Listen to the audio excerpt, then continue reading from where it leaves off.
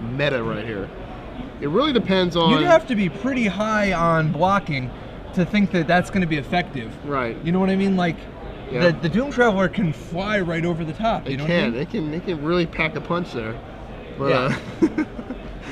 So what do you think the most threatening card in the green-white list is? We know that He's the got High Priest, tons that are just like Yeah. unbeatable. I mean, like Archangel of Thune is probably the one that has the biggest impact on the game.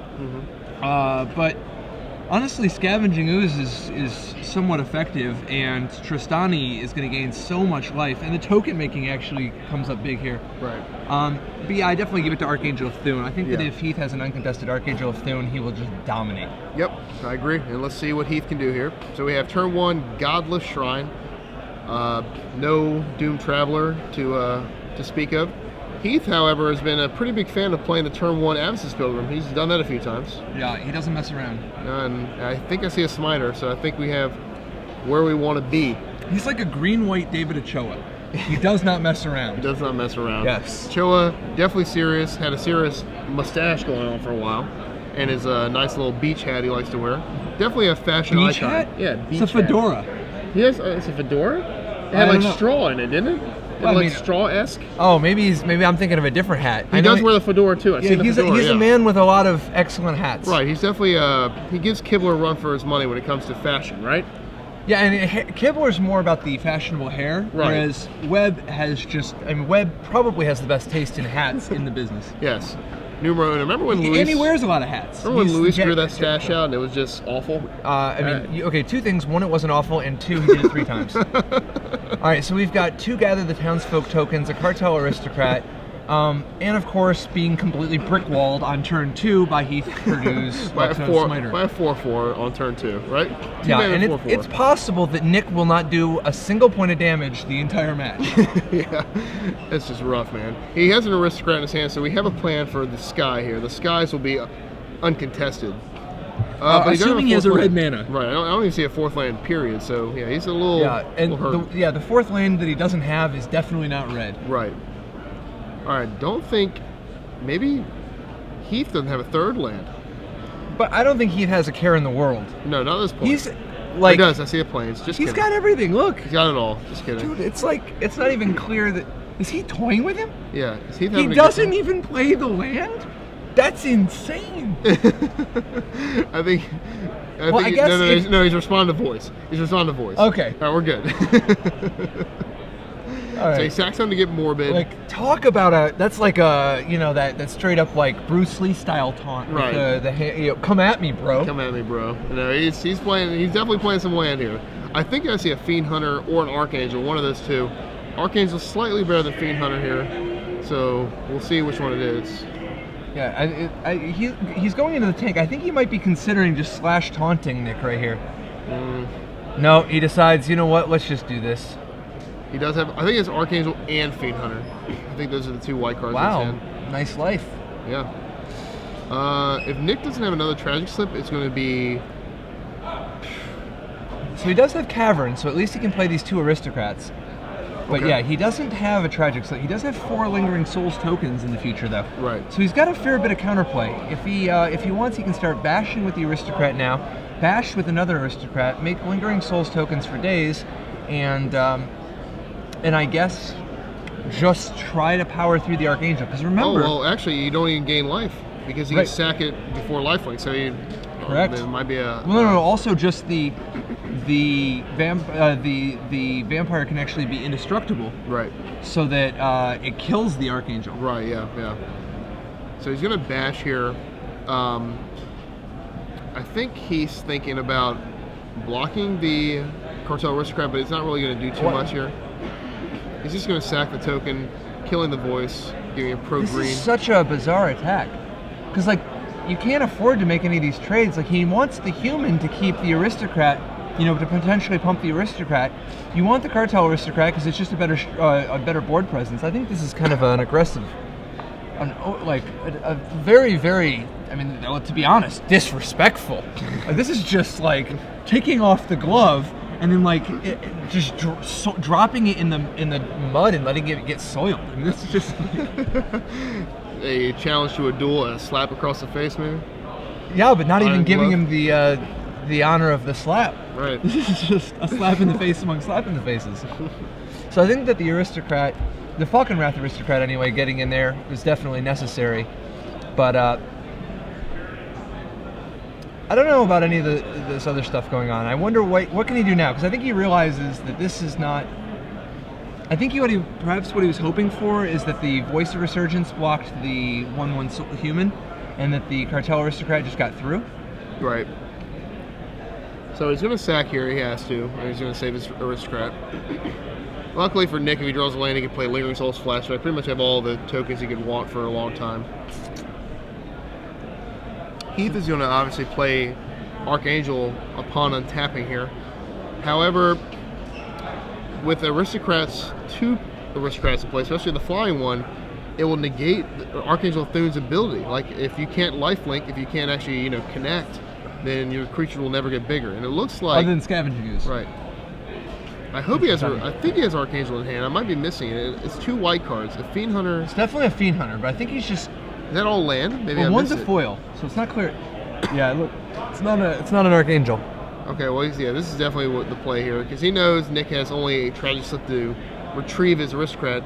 Little does Heath know he has a second aristocrat, but that aggressive attack really costs him here a little bit, because just taking, you know, 4 damage on the swing back, only netting the 4 in the air anyway, didn't get any ground damage through at all.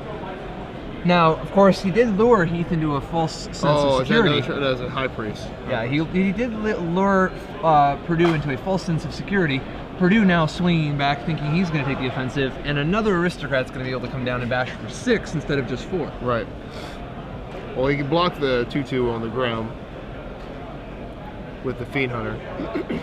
The 1/3 body, making it strictly better than a removal spell at this point.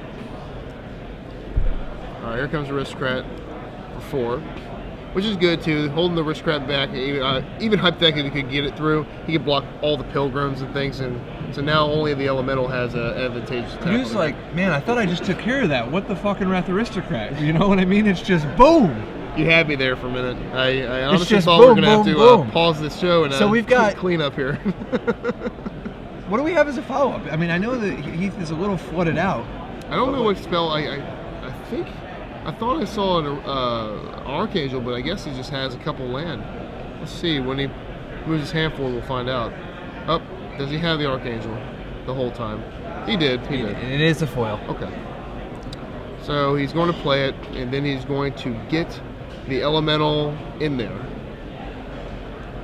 He has no other real attacks, which is fine. Now we have a game. Nick's going to play a little bit differently. He's going to have to use Lingering Souls to push damage through if he wants to keep attacking with the Aristocrat. Well, there's not a... I mean, it's kind of tough attacking with the Aristocrat, right? Like, I mean, you can, but, like, you're not racing the Archangel this way. Well, Heath being at 10, he puts him at 6. Oh, just because he can sack each one that the Archangel would be blocked by? Exactly, yeah, and it stops the life fair link. enough. Yeah. So I don't like attacking with all these. It's pretty aggressive. I don't like this. I guess he's really trying to get this game over with.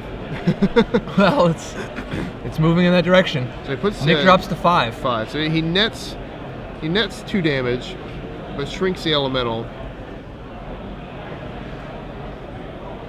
So we'll see what Nick's reply here is. If Nick waits, he can start using that High Priest too. But he needed a land there to do Souls and High Priest.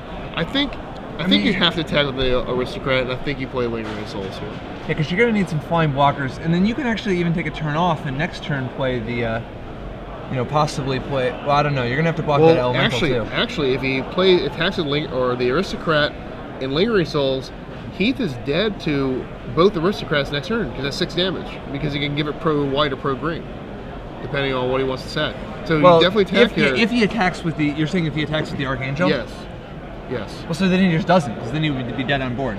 Right, well, if he doesn't attack with the Archangel, then Aristocrat kills Archangel. I'm cool with that too, getting that off the board, Cool with that. I'm cool with that too. So you definitely attack here with 4. It's a definite. You can attack with both after playing Lingering Souls. I don't like that though. I think you attack for 4, put him at 6, Lingering Souls, pass turn.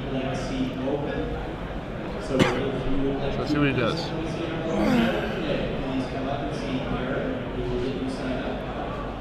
Man, a lot of options though, because he's also got, you know, he's got a lot of different creatures without flying he could play. Right.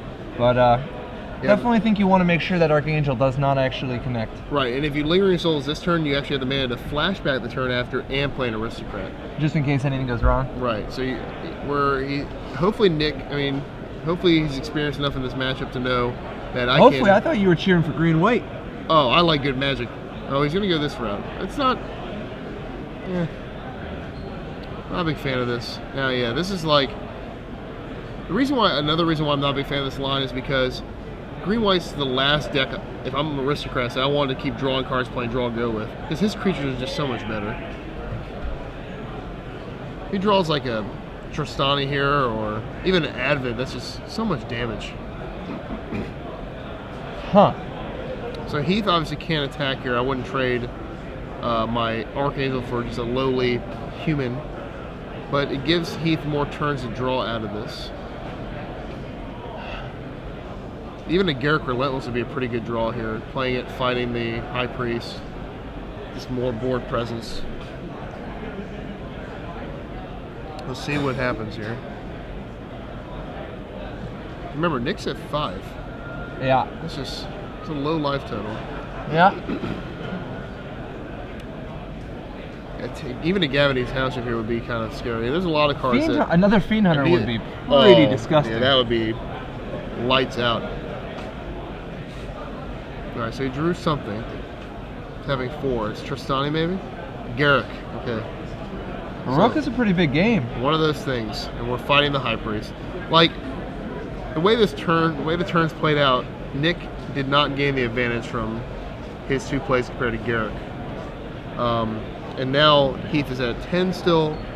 The only way Heath can mess this up, well actually, if Nick doesn't sack this to the Aristocrat, he's made a huge mistake. Alright, good.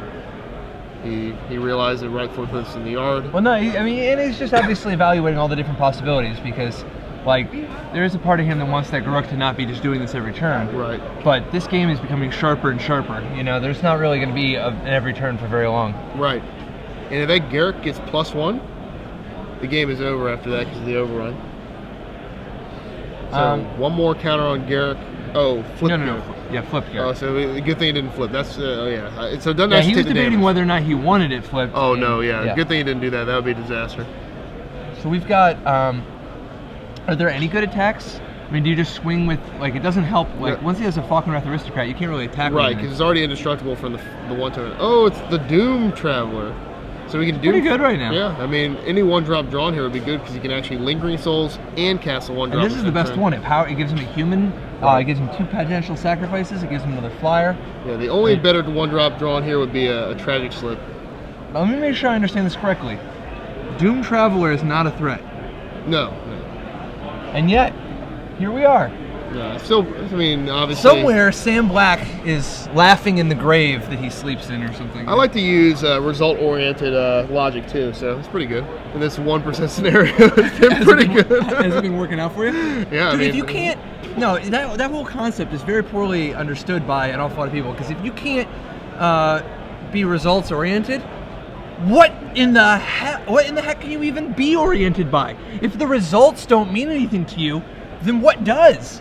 But you're using a 1 out of 1 result. In the one event where it was drawn the one time, it was good. All I'm saying is if you can't orient yourself from the results, right, then you're probably some kind of fanatic who's just got an idea in his head and yeah. Either that or you're accurate. But. One or the other. All right. And so how are we going to make some progress here? I mean, like, obviously the Aristocrat side is building up for the lethal threat. Still attack here. You attack here and then you play your Lingering Souls. Maybe Nick doesn't realize he can sack his Lingering Souls or Doom Travel or whatever he wants. That blocked, or excuse me, sorry, the Lingering Souls, the Archangel to stop any lifelink shenanigans. You're not going to win by saying go every turn. You need to attack right now. For 5. For 5. And I think you attack Heath. I don't think you attack Garruk. Yeah, I mean, attacking Garruk is like... Exactly, yep, there we go. Right at your face. Now the question is, does he make it 5 or 6? Because if he makes it 6, then the Cartel Aristocrats are just straight up lethal next turn. Right. I think you. Ooh, that's tough. I think you still make it 5. No. Yeah. Forget it. Throw the Doom Traveler away. Why not? The only way this would be a bad or turn out poorly for him is if he draws Fiend Hunter off the top. Heath does. Well, actually, no. He gets to fight too. I don't know. I think he's just going to do 5. There's a lot of factors in play. And this is such an aggressive. I mean, this is like Nick's life total is so low. Things can go wrong here. Aggressive, but a must. It's aggressive, but a must. Yes. And Heath, obviously, he can't even attack back with the Archangel because he's just dead. But I think you're, yes, I like this actually because he's not going to attack with the Archangel. So putting him at 4 is basically saying, Heath, you have 1 turn to live. I like this.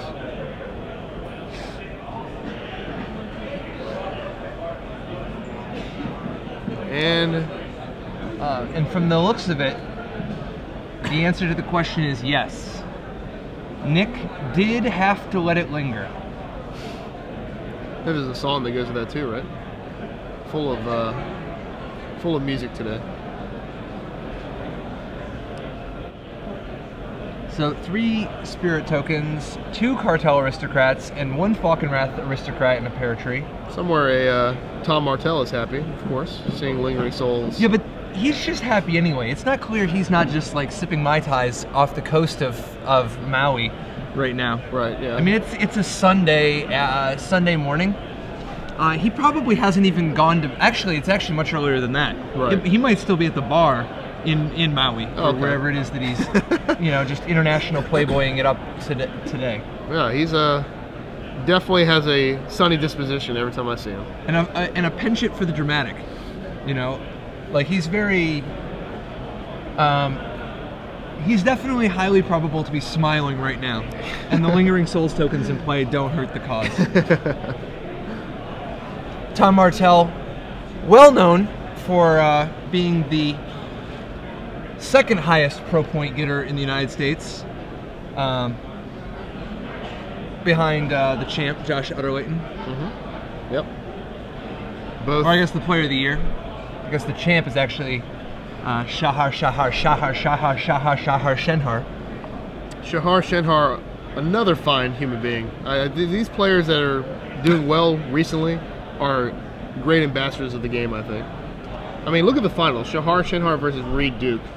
It's just like a holy war, isn't it? A couple of kids that you can't help but love. Yeah, of course, yeah. A couple of lovable, huggable,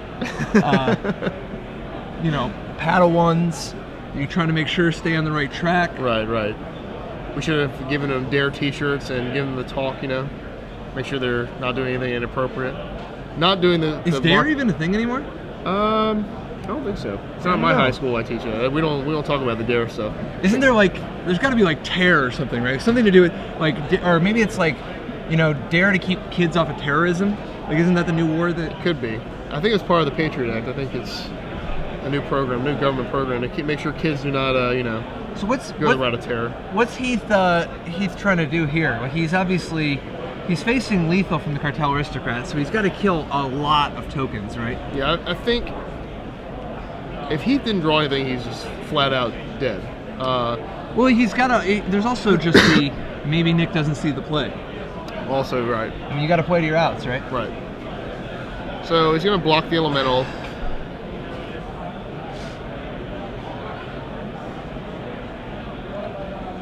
Doesn't really matter which one he blocks with, the Spirit or the Aristocrat. Pretty brutal that he knows that Purdue does not have Celestia Charm. He does want to play around Advent of the Worm, though. If you let it through, an Advent of the Worm would surprise do 5 damage. Right. So he absolutely can't let it through. Right. Definitely block.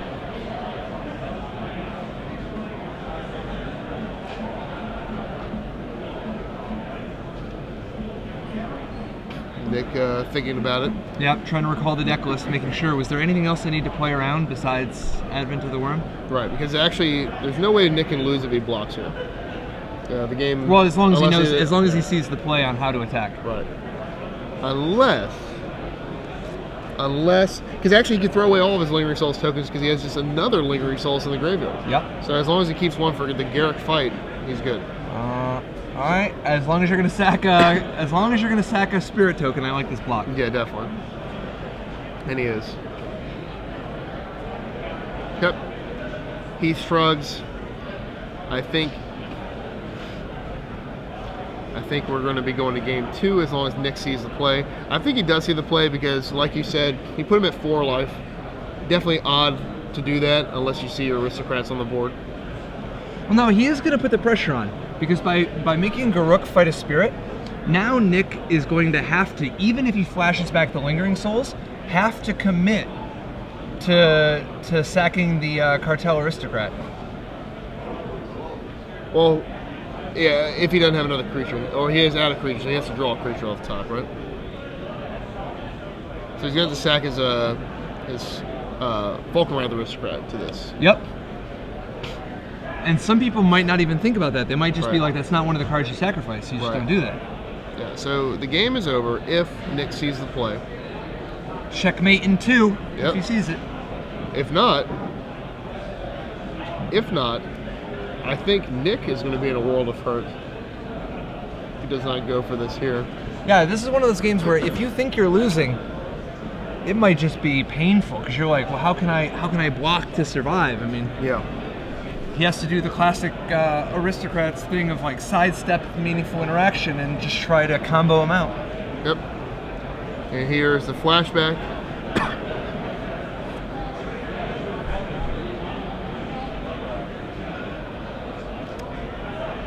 The pondering. Are you pondering what I'm pondering?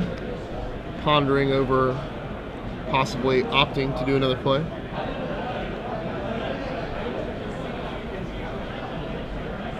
Yep.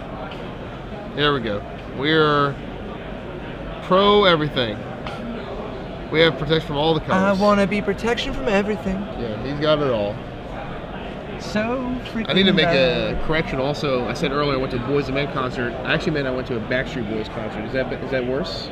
No, why is it bad at all? Yeah, okay. I don't care if you go to a concert of Would Miley you come with Cyrus, me, though? Marilyn Manson, Would you come with and me, like. though? Would you hang out with me at a and- Backstreet Boys concert? Would that be okay? Yeah, dude. All right, cool. I like NSYNC a lot better, but. All right, that's fine. Me too. All right, so we're gonna do 1 year trivia in just a moment here. I think I got one this time because. Oh, please take it away.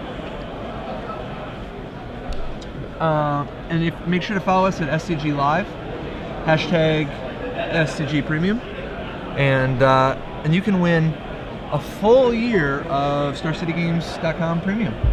1 year. For 1 year of trivia, what is the ultimate guide to mastering the art of deck building in Magic? There's a book called Next Level Deck Building. If you know the title of it, tweet at us at SCG Live, hashtag SCG Premium, and you can win 1 year of premium. Oh wow. Yep. Not only can you win 1 year premium, you can also read articles from people that might have been involved in the book's creation. Yeah, you're talking about doing that with the premium? Yeah. Yeah. Yeah. Definitely. Was So it maybe tweet at Mike us. Flores who wrote that one, or? No. Oh, but yeah, who the can tell? Miser's Guide. The Miser's So Guide to all you Misers have or to something. do is tweet at SCG Live, hashtag SCG Premium, with the title of Next Level Deck Building. If you have the title for Next Level Deck Building, tweet at us and you can win 1 year of premium. Did Ari Lax write that, or? We're not even looking for the author. I just man. want to know. I'm for We're not my looking own for the purposes. author. Who can tell? Who else is Doesn't premium? It wasn't Kibler. He's just kind of a looker. He's not really a book writer.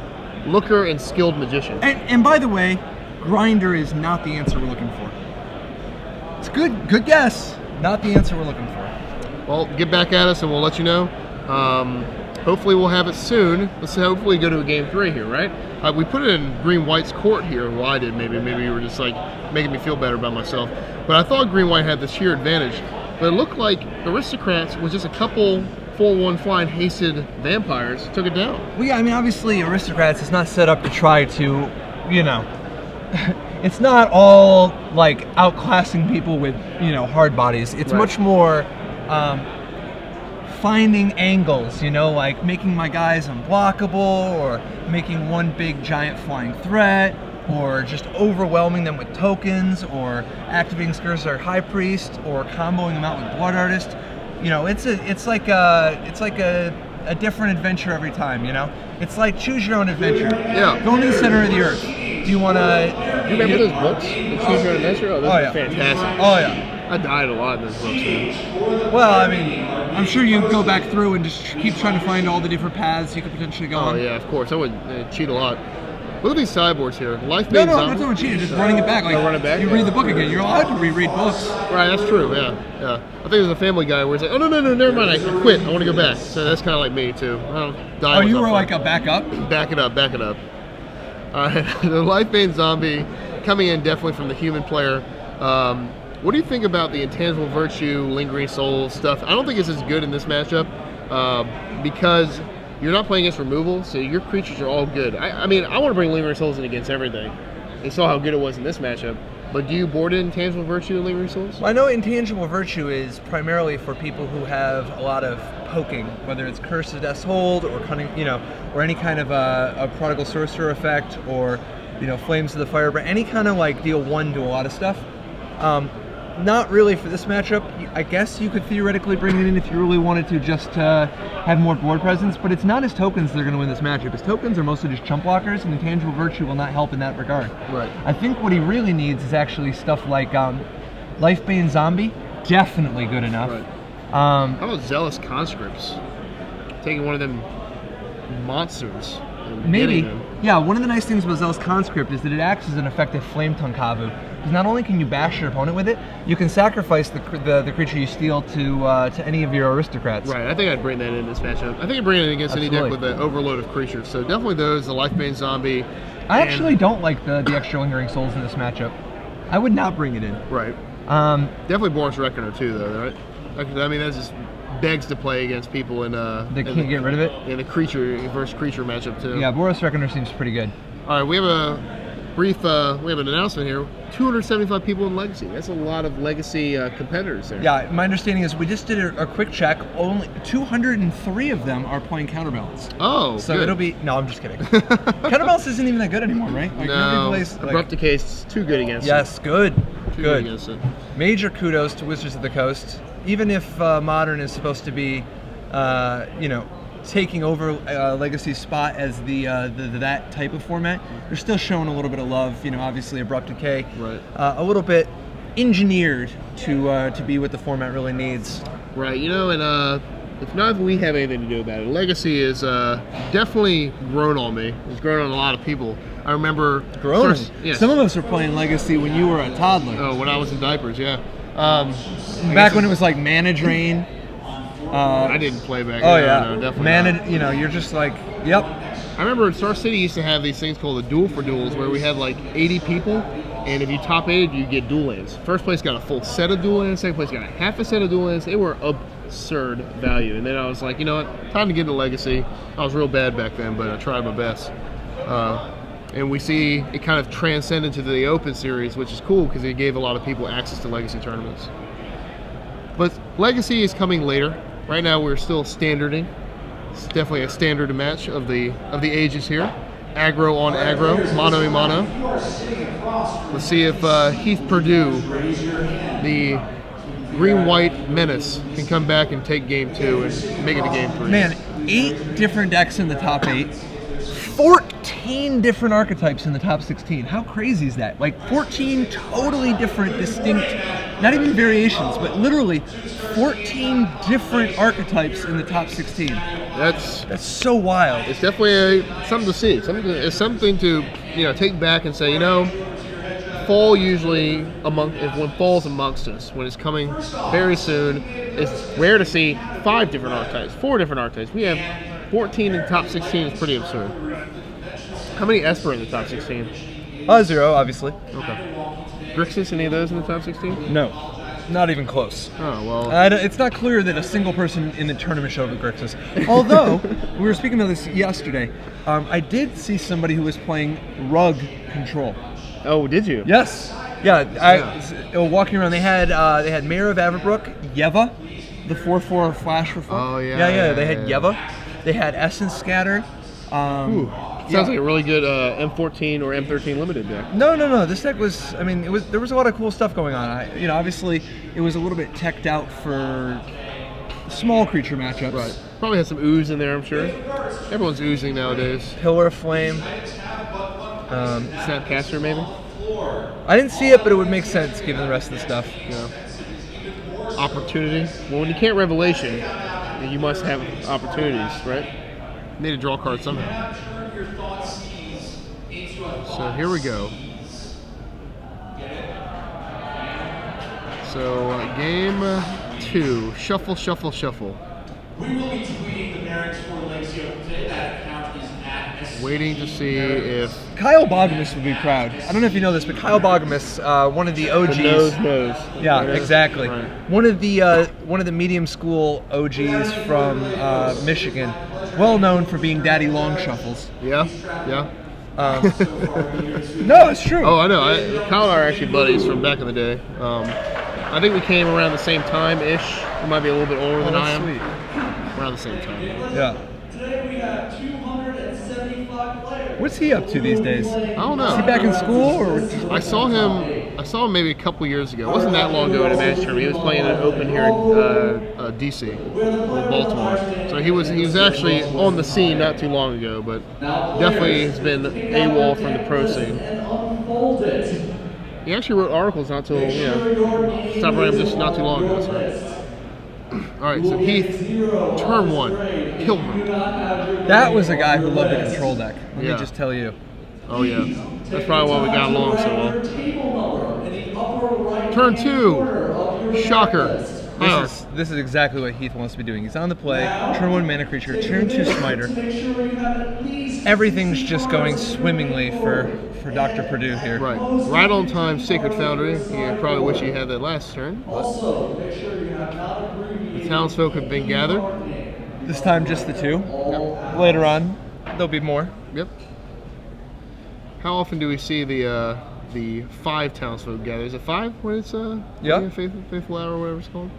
Yeah, we see it about Oh, 3.4% of the time. Okay. I like that number. What do you think about the chump block here? Dubious at best. I usually chump block when my life total is at like 5 or 3. Alright, give me that Archangel. No, this Lifebane zombie was absolutely fantastic. Oh yeah, next turn was going to be a disaster if he didn't have it.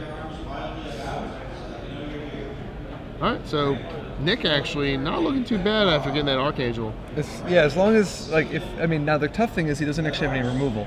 Right. So that smiter is going to get pretty harsh. I think I see a Zathrid Necromancer, or I think that's what the middle card is.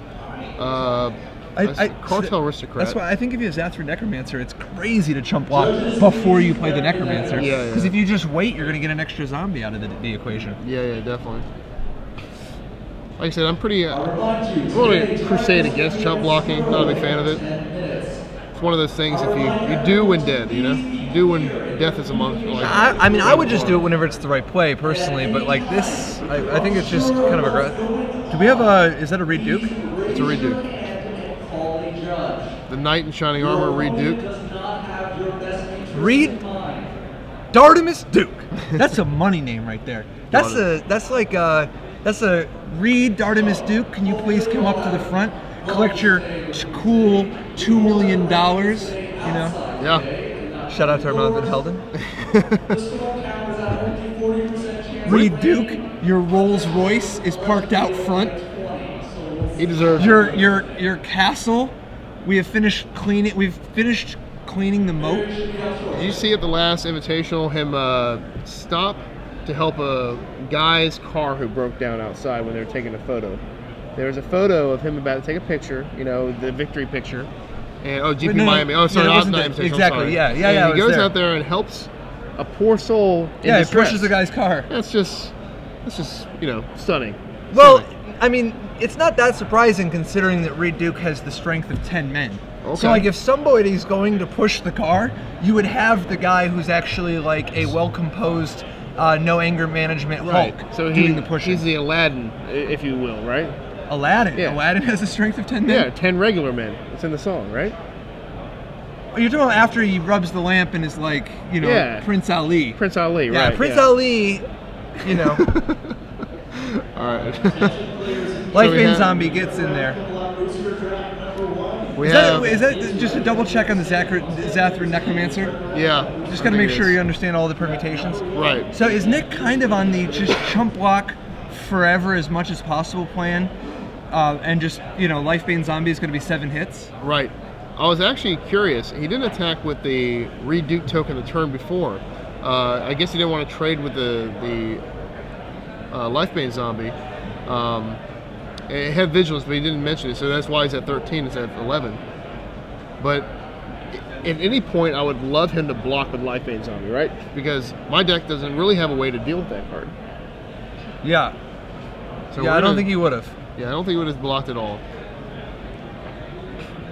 So we're in deep trouble here because that Intimidate, how good is that card against this deck? I mean, good On lord. a scale of 1 to 10? Yeah, A 12. yeah, definitely a So 12. there's that. It removal spells pretty much. But no, you gotta realize though, Nick's at 6 life, facing down 3 giant monsters, Right. one of which is lethal every single turn. Right, I think at this point he's just going to tap all of his lands, put a bunch of tokens in play, which he has. I think it's a fistful of token producers. He's got a Lingering Souls there. I think it's another Lifebane Zombie, Aristocrat.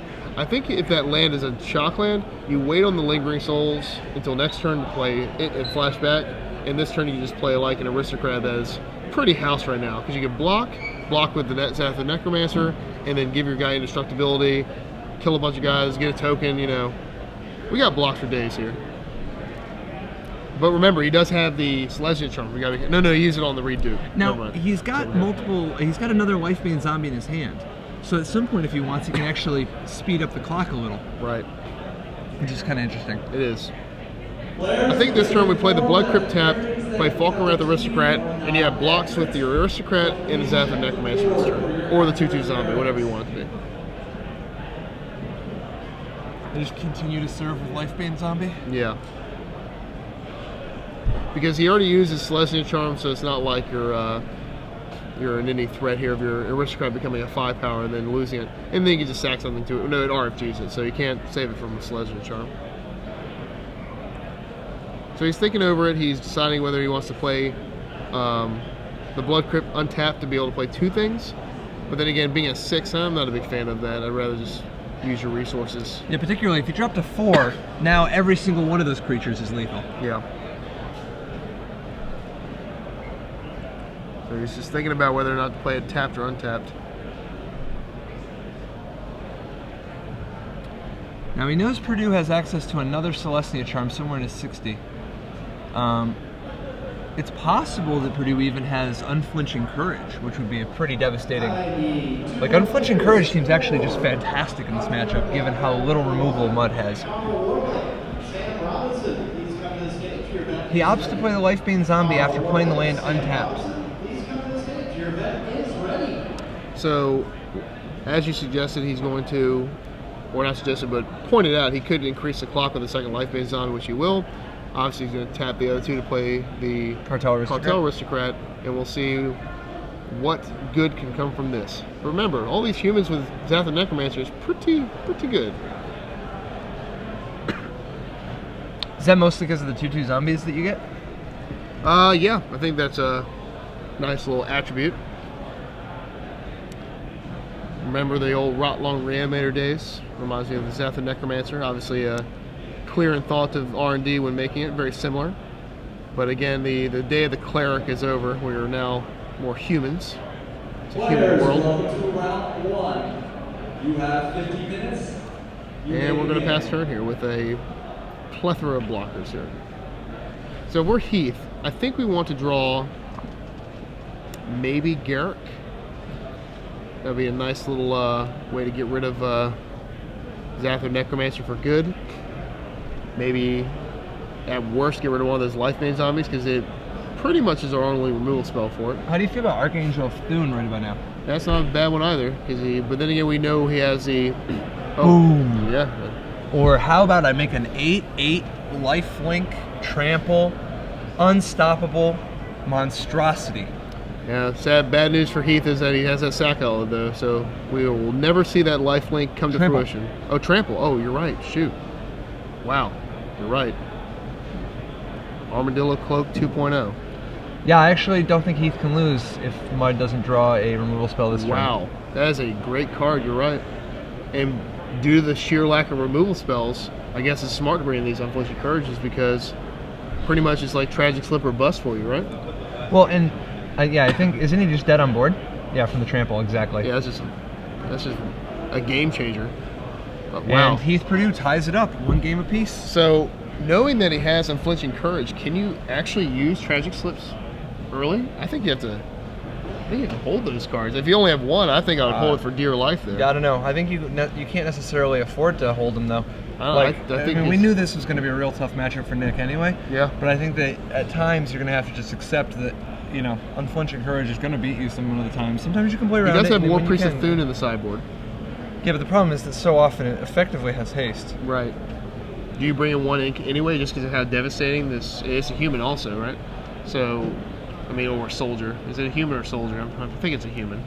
The War Priest? War Priest. It is a human. Okay. So, when you're talking about sideboarding cards in here, like we talked about yesterday, you bring in the Crushing Vines because Olivia Voldrin just smashes you. It only kills Olivia, but it smashes you. They racked this key rune. Yeah, For a little Val, Regis Key min Rune, Val. yeah, min value. So War Priest of Thune, I think you have to bring in at least 1, maybe 2, because Unflinching Courage, as you saw there, giving trample, is not to put it lightly, unbeatable. But as we saw there, War Priest of Thune was unbeatable. Right. Yeah. So like even if you would have, I mean, a not War different Priest, I mean life total. Unflinching Courage Right. would have been unbeatable. Right. He would have to be at a higher life total than 4. Even if you take a beating and go to like you're at 10, you go to 3 or 4, untapping a War Priest and gives you at least some game, right? You're not just dead. Sure. I think you might have to shave something off to fit it in there. And looking at his deck, it would only kill that, or it may kill the Primeval Bounty if he decides to bring that in. My guess is that he boarded that out. Yes. Or kept it in the board. It's going to stay on the board, I think, where it belongs. Yeah, I don't think this is the matchup for it. No, definitely not. So I'm interested to see if he brings that in. I personally would, only because I hate being helpless to certain cards. And I Have want you to ever transformed into the beatdown, into more beatdown? Like if you were a beatdown deck, well, first of all, that's not real, but It is real. I've You actually played beatdown? well, sort of. I was playing Blue Black Control in one of these. That sounds Fury pretty Priests, beatdown. And I brought in my sideboard was 4 Blood Gas and 2 Sword of Feast and Famine. yeah, but I'm talking about you're a beatdown deck and then you get more beatdown. My Super guess is beatdown. that your instinct is to go from beatdown to control whenever you're stuck being beat down in game 1.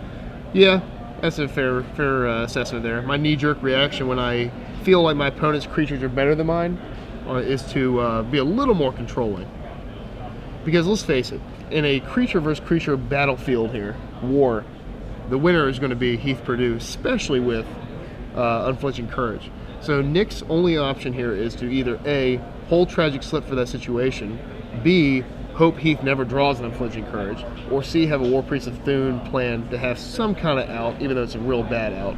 That's fair. So one of these A, B, or C's here. I'm pretty sure Nick's hoping just to dodge that card forever. But he knows the sideboard. 3 in an aggro deck is a lot. You know, you're playing 3 because you're pretty much planning on drawing it in your opening hand or very soon after.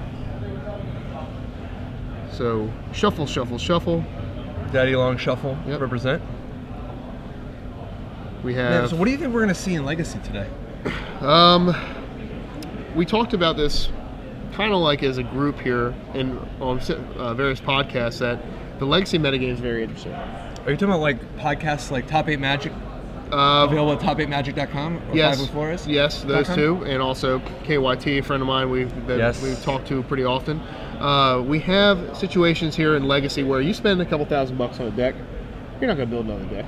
So if you're in the Ohio area and you're a Legacy player, for me even, I consider myself competitive, if let's say that Esper Blade is starting to lose a little bit and I want to go to Death Blade, I'm not willing to go get Tropical Islands to make that.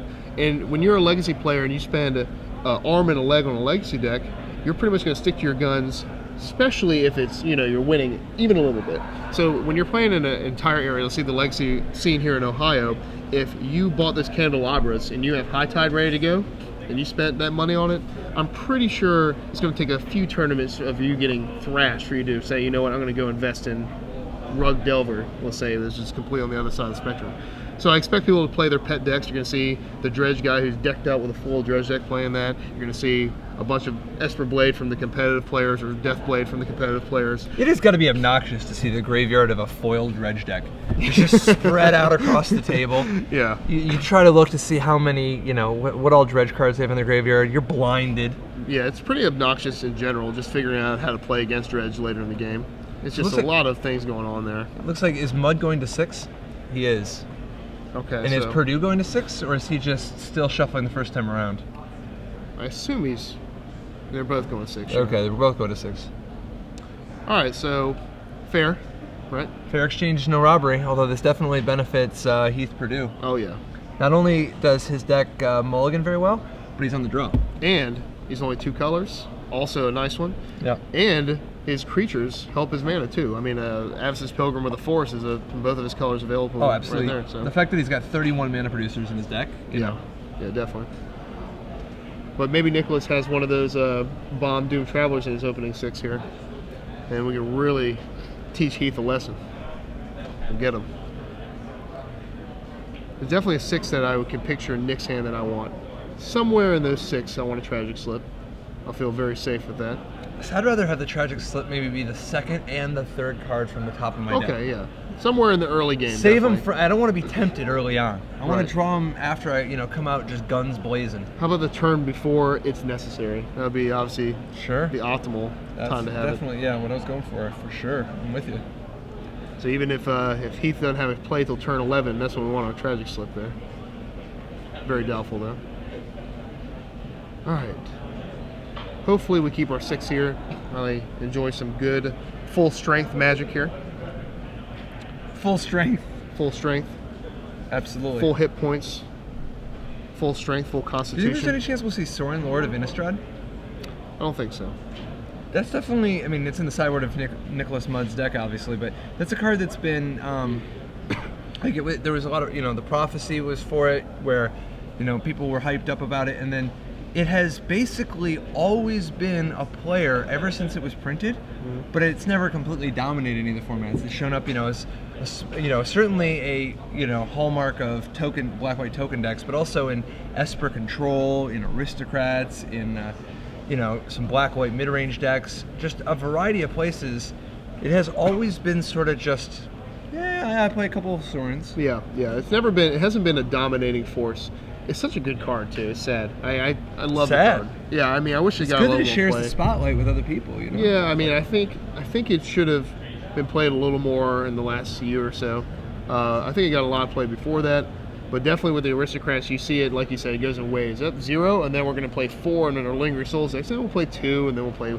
Yeah, I agree. It's a Planeswalker that produces tokens and protects itself. It's very, very fair costed, I think, too. I don't know if it's going to see any play in the future though, in the modern world where it's going to be banished to, but it's tough because he's got to compete with stuff like Elspeth. Yeah. Elspeth Knight Errant doesn't mess around. No, definitely better than the Lord of Innistrad. So we have a couple lands on each side here. Slow starts for both, but I see a Tragic Slip in hand. Hey man, speaking of Elspeth, that new Elspeth, pretty excited about that new Elspeth. I'm definitely going to be playing a couple. Nothing can stop me there. Is this Zathra Necromancer? Yep. It is. And he's holding, it looks like, he did bring the War Priest in. I think that's a War Priest of Thune. And interestingly, the Cavern is on human, which I think is a little dubious. He doesn't actually need, I guess it sort of makes it easier to cast 2 spells in the same turn. Yeah. Although maybe that's an indication that that he doesn't have Boros Reckoner in his deck. One thing that's kind of surprising though is, like, Zombie. Right. Lifebane Zombie is the only spell that his land don't look like they can cast, but maybe he just has another black in his hand. I didn't see another land though, so you're right. It probably should have been Zombie so you could play it. I'm pretty sure he doesn't have a 4th land. Is Heath saying go with 3 mana? That would just be weird. Yeah. We have not seen this from Heath all weekend, have we? Oh wow. Nothing. Now he is on the mulligan, so he's got to keep most hands of a good mix of lands and spells. Right. Nick's hand definitely better. He's got multiple plays here. He can play either Aristocrat or the High Priest. I'm pretty sure you play High Priest here to set up for a possible demon the next turn with a Tragic Slip. You can really get something silly going on here. Yeah, and he's got that War Priest if he just needs another human, right? No, that's the Angel. That's the Angel. Is that the Angel? No, it's not. It's a War thrown Priest. deck. You're right. Yeah, I think it is the War Priest. And the good thing about the War Priest is he has a Necromancer out, so he can actually go play a Demon, or you play the High Priest here, and if he draws a land, he can play War Priest, Aristocrat, Sack, Demon. And that would be pretty sick series of plays there. And because he gets a 2/2 zombie and the Demon. I mean, this deck is all about value. And he's going to go that route. I like this route. Now, Heath, we saw, had a Fiend Hunter and did not play it. Maybe he's on the Necromancer. Maybe he's really waiting. And obviously, for that, saving it for the Scarsdark High Priest is going to be pretty sick right now. Yeah. Because as good as that Necromancer is, the High Priest is the most devastating to him. Yep. He might actually also be waiting for the Aristocrat. It really depends on Heath's hand. We can't see his hand. So I don't know any other cards in his hand. I see Force and Fiend Hunter. So here's the Fiend Hunter. He's going to hit the High Priest.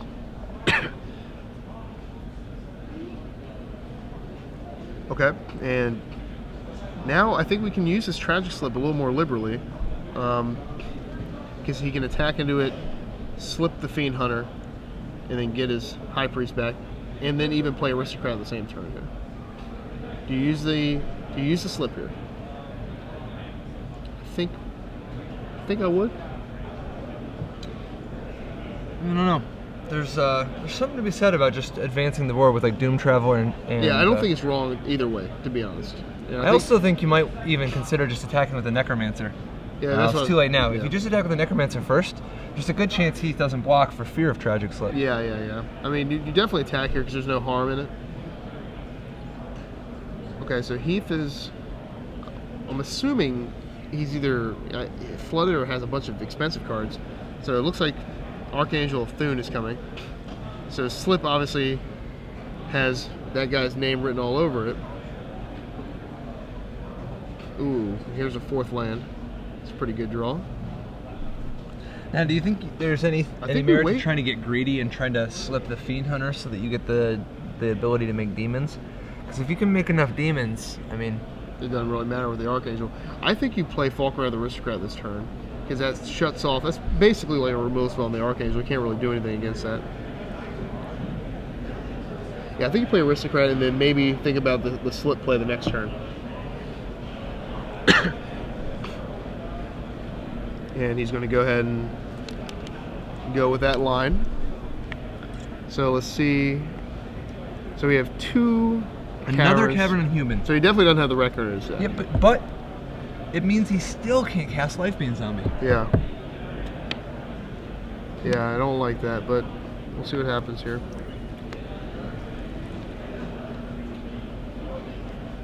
Alright, main phase. Having a good time? Sakaru. Oh, he's trying to get 2 damage in. Would you sack it to the Aristocrat to make it a 5 power instead? The Falkenrath? Yeah. Is 2 damage more important than a +1/+1 counter? Oh. Ooh.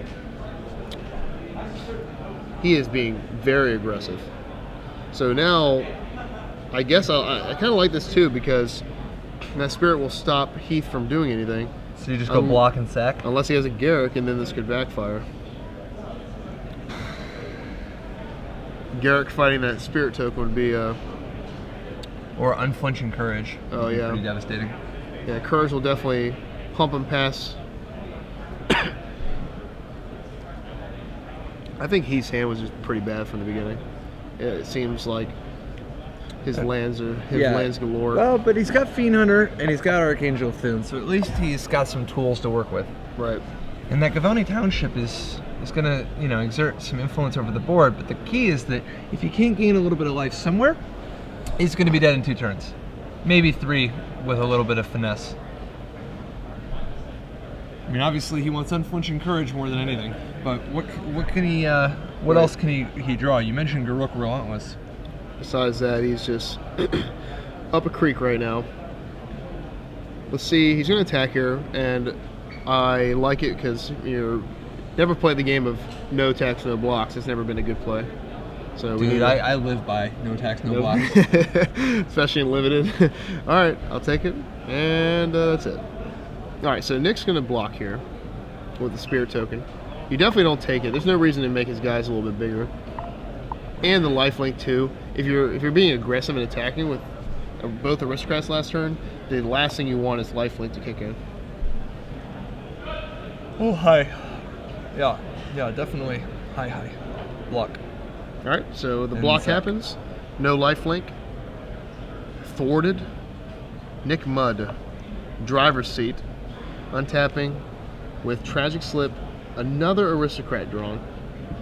Falconwrath variety? Yep. It is. But he can't do the same thing he did last time. Because he could hold, I guess he could just hold one of the aristocrats back.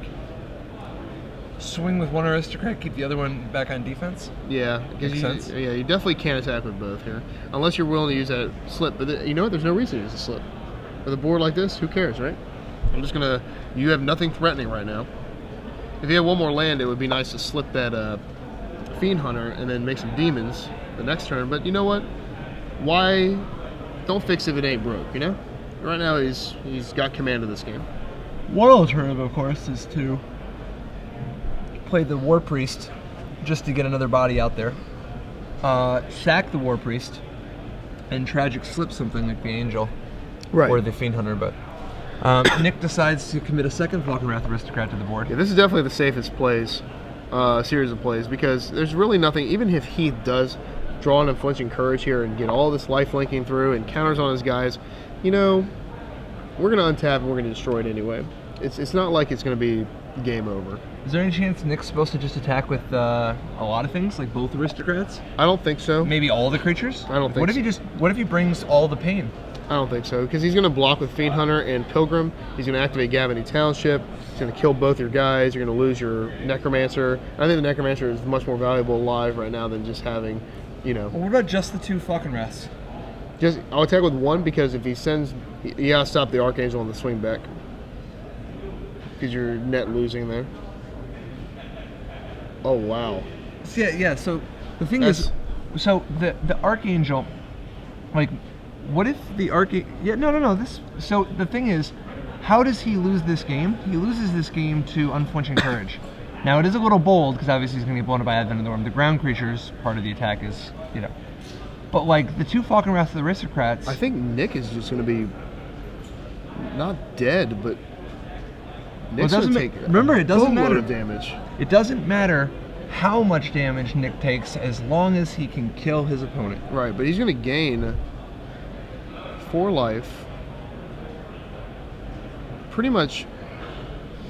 If Heath draws, pretty much his attack just gives Heath plenty of other outs. If Heath left in Silverblade Paladin draws that, I think Nick might die on the swing back. Silverblade Paladin on the Advent of the Worm is 10 damage by itself, let alone. Well, rest of these if guys. you paladin the Archangel, you get the triggers twice, which Yeah. pumps everybody. I don't like this Alpha Strike. I don't think it's necessary. I think if Nick untaps with one aristocrat open, and then just untaps and Tragic Slips his Archangel Thune, I think the game's over the next turn. I think there's a much safer play here. But you know, he's ahead. I just think that Heath now has live draws, where before he did not. Well, remember, he didn't know that he had the Advent, and Nick actually had the win. Like, depending on how Heath blocked. You know, Heath could have blocked in a way, like if he lets any of the 2/2s through, you know, if he lets the zombie through and blocks the Necromancer and the Cartel Aristocrat, you can sack those two, bring the Aristocrats up to 10 points of unblocked damage, Right. and the zombie would make 12. Nick knowing Heath has 4 Advents in his deck, it's just, I think it'd be safer just not to go for it. Especially, I like to go for wins when I feel like there's a higher chance of losing soon, right? If you are in the driver's seat like Nick was, where you pretty much have a 0 chance of losing if played conservatively, I like just getting in there for 4, putting him at 8 life, and then untapping with just Tragic Slip, War Priest, infinite ways just to just kill your opponent in that turn. So it's interesting, he draws a Tristani. It's not clear if it does anything, but it is an interesting card because if he can live for any number of turns, that's you know, that's a source of life gain that could actually erase a few things. Right. I think I think Nick's fine here. Well, he's only at 2. He's not at 12. He's at 2 life. Right. Yeah. I think Heath is not long for this world. Okay. Yeah. This is. He needed to draw. He had lots of outs. He could have drawn a Fiend Hunter there. Would have been fun. He could have drawn a Garruk. No, not a Garruk. Excuse me. Fiend Hunter. Scavenging Ooze would have been very good there. But here we're going to see Tragic Slip, and that's going to be it. Yeah. Right? This is gonna be it. Yeah. This is. He can do whatever he wants here. He's gonna play War Priest. He's gonna sack the War Priest. Attention as players, and then get Kevin Gerhardt to make that stage, please. Wait, Mud, just Kevin Gerhardt, if you are doing the math, making Yep. sure he's Yeah. not missing something. Tristani, since Nick played a creature, he's seeing if Tristani gains life for Heath. Does not. He will take a gander at the board here. He's going to enlist Morbid as an ally. And this will be That's going to be the hand. tons of It damage. is. Keith Purdue extends the hand. Nick Mudd, champion of SCG Cincinnati Standard Open with his Aristocrats, Act 118, defeating Heath Purdue's Green-White Archangel Aggro. It's a Pretty exciting match. It was a pretty good game. exciting It was a good game. It was a good match, rather. Good match and a good top 8. Yeah, I think. Top 16, how? Yeah, hey, everyone just did great, especially with the diverse field that we were in. And there's nothing better in Magic. This is what Wizards looks for too when they do bannings. When they do anything where they try to alter, make corrections in sets, they look for diversity. They look for cards not being. You know what? I want to play Standard. Do I have to go buy 3 Jace the Mind Sculptor? Yeah. Do I have to go buy 4 Stoneforge Mystic? Did you say 3 Jace the Mind Sculptor? So when you Get buy outta when you here. buy these cards, Yeah. and you have you Do I feel have like- to play you 3 feel like- Necropotents? How about you feel, 3 Memory You feel like Jar? you're forced to do this. If you feel that way, then Standard's not healthy.